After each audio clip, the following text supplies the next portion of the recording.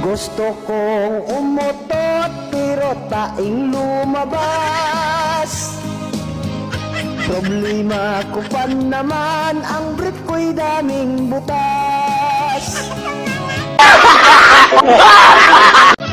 Problemang inabot ko, masakit pa ang tiyan ko. Nadali na yata sa langka na kinain ko.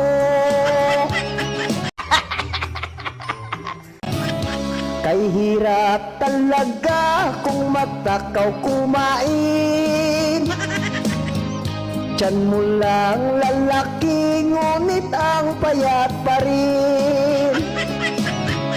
Nagtaka ang parents ko, ba't maliit pa rin ako? Nalaman ng problema, bulati lang daw pala.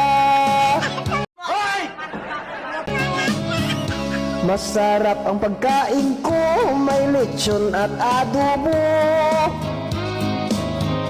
Di kayang isubo, mga gulay at gisado.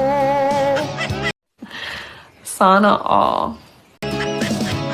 Ngunit nang tumagal, ito'y aking pinagsawaan. Gusto ko nang iiwan, pagkaing mayayaman. Ang buhay ko'y minalas, dahil pa rin akong payat. Oh my God! Sa dami ng kinain ko, bitlog lang ang lumubo. Nabansag sa social media, maswerte itong dalawa.